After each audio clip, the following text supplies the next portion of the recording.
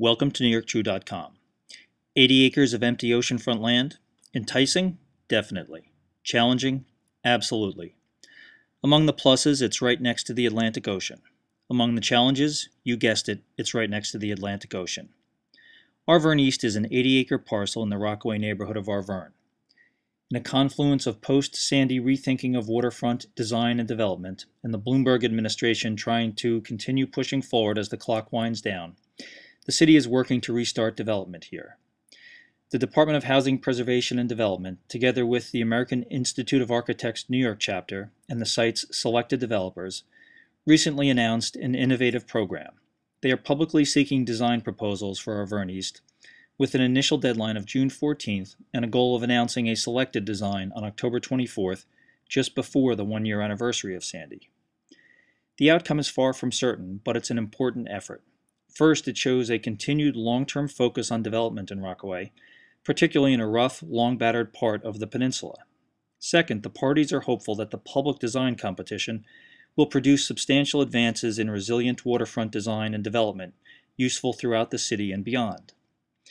The 300-acre Arverne urban renewal area was created in 1968 and cleared of existing buildings in the early 1970s. The 80-acre Arverne East parcel, vacant since then, is the largest remaining undeveloped portion. In the early and mid-1970s, New York State built Ocean Village, just west of the Arverne East parcel.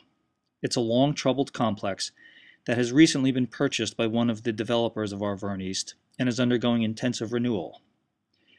In more recent years, the city has overseen development of Arverne by the Sea, just to the west of Ocean Village.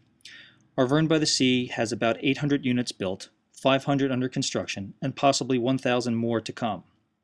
Most of Arverne by the Sea withstood Sandy well, a result of many specific design features and innovations, such as raised elevation and significant drainage capacity. It's a guide, but not an exact model, for Arverne East. We spoke with HPD Commissioner Matthew Wambua at a press conference hosted by the American Institute of Architects New York chapter. This specific site is the perfect test case site. It is on the Atlantic. It's an area, it is a master plan area that has a significant amount of challenges, even under the best of circumstances. A lot of antiquated infrastructure, if there is infrastructure at all.